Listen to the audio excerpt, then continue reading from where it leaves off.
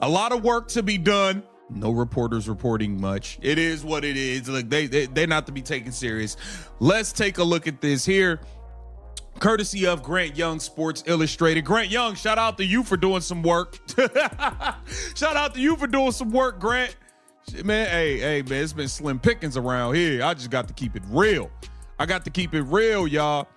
Free agency in the WNBA is always a chess match, but this year the Indiana Fever are playing with house money. They've got Caitlin Clark, they've got Aaliyah Boston, they just locked down Kelsey Mitchell, and now they're hunting for the pieces that can turn a playoff team into a championship contender. But here's the challenge. They're operating with one of the tightest salary caps in professional sports, which means every dollar has to count. Every signing has to be strategic. And according to Sports Illustrated's Grant Young, the Fever have identified their next target. Agency, okay?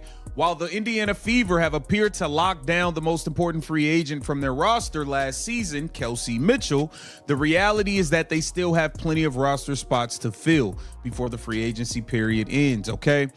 There are some obvious positions of need that Indiana must fill. While Michaela Timpson showed flashes during her 2025 rookie campaign, the Fever are going to want someone else as their starting power forward. Aside from that, finding suitable backups for Caitlin Clark, Aaliyah Boston, and Mitchell should. Dana Evans, 5'5" guard out of Louisville, just came off a championship run with the Las Vegas Aces where she dropped 21 points and 4 steals in Game 1 of the WNBA Finals. That's not a role player performance. That's someone who can carry an offense when the stars are getting doubled. And here's what makes this interesting. Evans spent most of her career with the Chicago Sky, which means she knows the division, she knows the competition. And more importantly, she knows exactly how to defend Caitlin Clark, because she's done it before. But even when Evans, who averaged 6.6 points per game last season, isn't producing big scoring numbers, she does everything a team could want from a backup point guard. She sees the floor well, can hit timely shots, and is a great on-ball defender. That is she is. She also played Clark tough in the past, particularly when she was with the Sky in 2024. Okay, in fact, there was one physical exchange between the two that came close to escalating before cooler heads ultimately prevailed.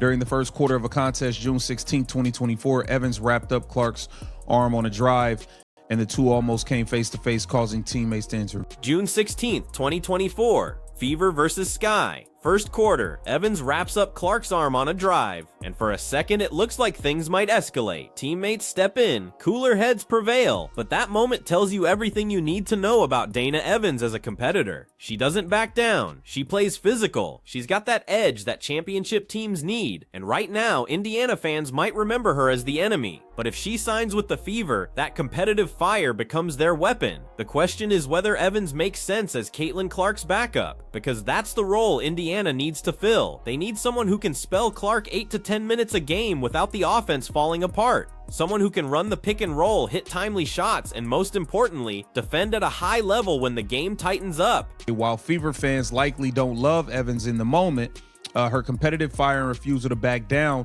will quickly endear her to Indiana's fan base if she were to sign here. Okay. And here it says, perhaps importantly of all, Evans likely won't command too much money. Now that is a big deal, as the Fever are going to be spread very thin. Okay, so you're going to need cheap options. You're going to need cheap options at the backup point guard spot. Okay, we need bargains. We got to win on the margins here. Okay. Evans won't likely won't command too much money in free agency, since the Fever don't have a ton left to spend and still want to. Here's what Grant Young pointed out in his analysis, and this is crucial. Evans averaged 6.6 points per game last season with the Aces. That's not going to jump off the page, but when you watch the tape, she does everything a backup point guard needs to do. She sees the floor, she makes the right read, she doesn't force bad shots, and defensively, she's one of the best on-ball defenders in the league. That Game 1 performance in the finals wasn't a fluke. That's who she is when given the opportunity. But there's another factor here that might be even more important than her on-court skills. Dana Evans won't command a massive contract. The Fever are already stretched thin after re-signing Mitchell. They still need to find a starting power forward. They want to add another big to support Aaliyah Boston. The budget is tight, so finding a proven veteran like Evans who can contribute immediately without breaking the bank, that's exactly the type of value signing that separates good front offices from great ones. players, adding a proven veteran like Evans with a high consistent floor could be the key to submitting the necessary depth to make sure the team enters 2026 as complete as can be. And I wholeheartedly agree with that. I think Dana Evans would be a pretty good pickup, especially if she's a cheap option as the backup point guard. I think the Indiana Fever should take a real look at that. Okay, now the Indiana Fever have released the first look of the renderings. Think about what the Fever roster looks like right now. You've got 3 elite foundational pieces in Clark, Boston, and Mitchell. You've got Michaela Thompson, who showed flashes as a rookie, but isn't ready to be a starting power forward on a championship team. You've got Erica Wheeler, who's been a solid veteran presence, but is 33 years old and coming off an injury-plagued season. And then you've got a bunch of question marks. The reality is that depth wins championships. The Aces didn't win back-to-back titles just because of Aja Wilson. They won because they could bring Dana Evans off the bench and not miss a beat. The Liberty built their roster with multiple scoring options at every position. The Fever need that same kind of versatility, especially when you consider how much defensive attention Caitlin Clark is going to draw every single night. You know, for the new facility and all of that, let's take a look. Cambridge. Oh, it's gonna be nice in there. It's gonna be nice in there when it's done. Indiana Fever basketball. Okay.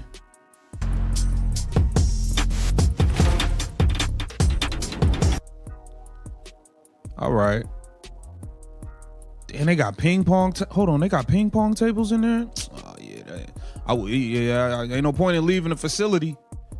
Now let's talk about fit, because signing a good player doesn't mean anything if they don't complement what you already have. Dana Evans is a natural point guard, but she's also played plenty of minutes at the 2. That means she can share the floor with Caitlin Clark in certain lineups, or she can run the second unit when Clark sits. That versatility matters. You're not forcing your rotation into awkward combinations just to get her minutes. And here's the other piece. Evans is used to playing with superstars. She spent years with Candace Parker in Chicago. She just won a championship playing alongside Aya Wilson in Las Vegas. She knows how to play off elite talent. She's not going to demand the ball or disrupt the offensive flow. She's going to make the simple play, hit the open 3, and play defense. That's exactly what Indiana needs. The Cubs put out a tweet a couple of days ago asking fans to submit their favorite chocolate chip cookie recipes and stories as to why that recipe should be selected based upon the Cubs fandom. Caitlin replied and said she would happily volunteer as a taste tester. So, Boog, this is like my Travis Kelce moment to Taylor Swift, but only it's me to Caitlin Clark saying, come be my friend, come be our friend. But while the Fever are working on building their roster, Caitlin Clark is out here taking over Chicago in a completely different way. The Cubs posted a tweet asking fans to submit their favorite chocolate chip cookie recipes. Clark responded saying she'd happily volunteer as a taste tester. And just like that, Marquee Sports Network is inviting her to Wrigley Field for an official cookie tasting event. This is the Caitlin Clark effect in real time. She tweets about cookies and suddenly it's a whole media storyline. This is what makes her different from any rookie the WNBA has ever seen. She's not just a basketball player, she's a cultural phenomenon. She's crossing over into mainstream sports consciousness in ways that typically take years to develop. The Cubs want her at Wrigley Field, not because she's a basketball player, because she's Caitlin Clark. And that kind of star power translates into leverage when it comes to free agency. Oh, it's gonna be nice in there. It's gonna be nice in there when it's done. Indiana Fever basketball. Okay.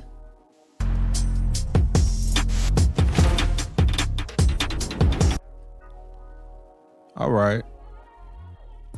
And they got ping pong. Hold on, they got ping pong tables in there. Oh yeah, ain't no point in leaving the facility.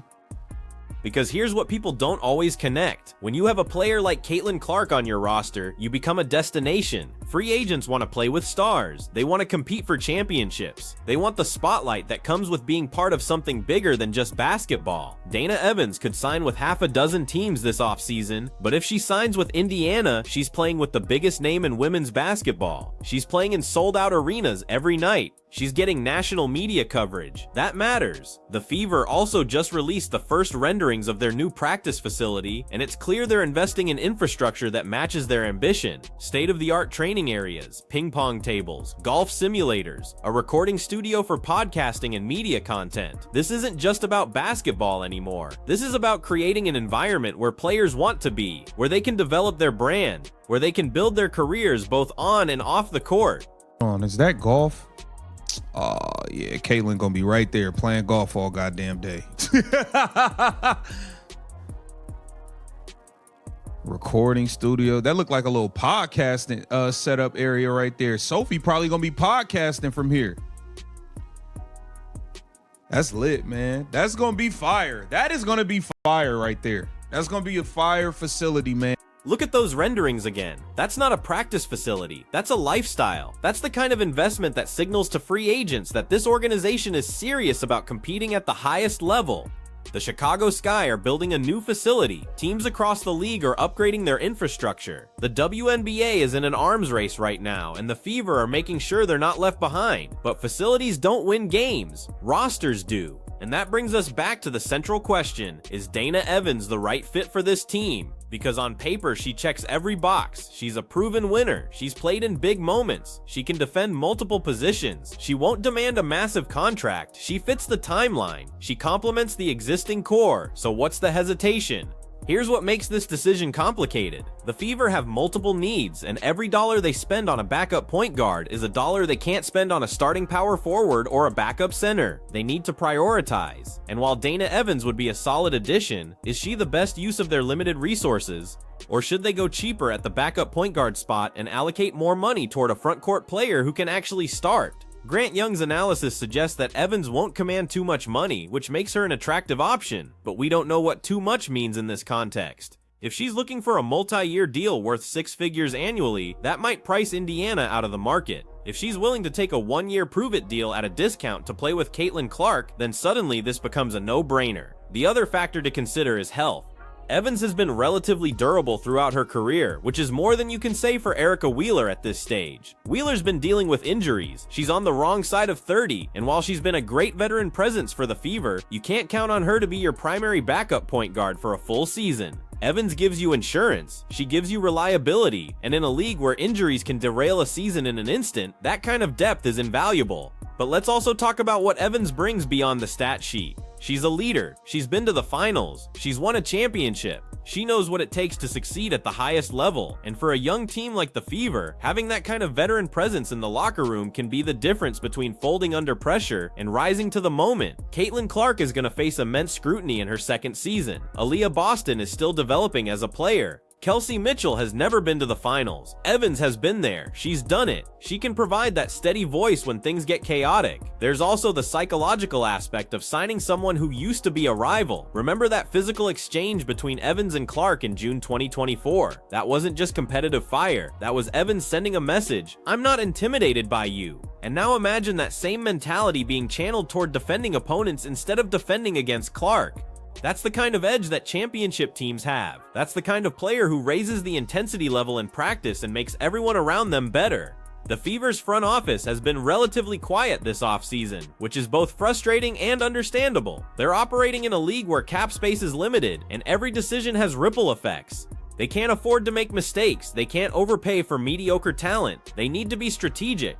And if Dana Evans is their target, then they're clearly prioritizing proven production over potential.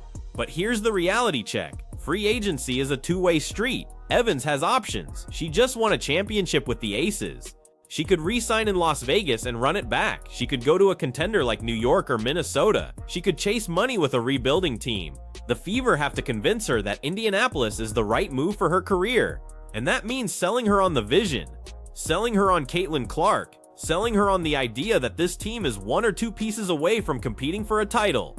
The good news is that the Fever have a compelling pitch. They've got the biggest star in women's basketball. They've got a young core that's only going to get better. They've got a fan base that's rabid and engaged. They've got a new practice facility that rivals anything in the league. And they've got a front office that's finally investing in winning. If Dana Evans wants to be part of something special, Indiana can offer that. The question is whether they can close the deal. Because in free agency, it's not just about making an offer. It's about making the right offer at the right time to the right player. And if the Fever whiff on Evans, they need to have a backup plan. They need to have multiple options at every position. They need to be prepared to pivot if their primary targets go elsewhere. So where does this leave us? The Fever are in a fascinating position. They've got a foundation that most teams would kill for. They've got cap space to work with, even if it's limited. They've got a clear vision of what they need. And they've got a front office that's finally being proactive instead of reactive. Dana Evans would be a smart addition. She'd fill a need. She'd bring championship experience. She'd provide depth and versatility. But she's not the only option. And the Fever need to make sure they're exploring every avenue before they commit their resources. What makes this offseason so critical is that the window for championship contention is open right now. Caitlin Clark is on a rookie contract. Aaliyah Boston is still developing.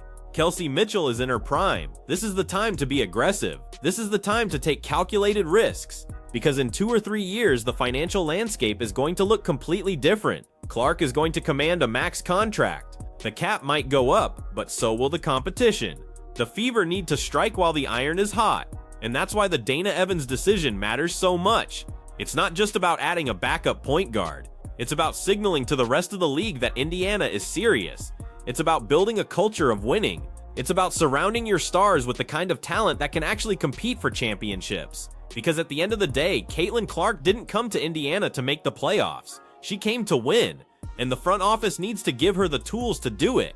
So is Dana Evans the answer? Maybe, maybe not, but she's a damn good option, and if the Fever can get her at the right price, it's a move that makes this team significantly better. The question is whether they can pull it off. Whether they can convince her that Indianapolis is the place to be. Whether they can build a roster that's deep enough, talented enough, and experienced enough to compete with the best teams in the league.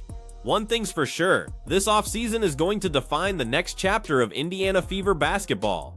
The decisions they make in the next few weeks will determine whether they're a perennial playoff team or a legitimate championship contender. And if they get it right, if they add the right pieces around Clark, Boston, and Mitchell, then the WNBA better watch out, because the Fever aren't just building a team, they're building a dynasty, and Dana Evans might just be the next piece of that puzzle. Drop your thoughts in the comments. Would you sign Dana Evans? Or should the Fever spend their money elsewhere? Let me know what you think.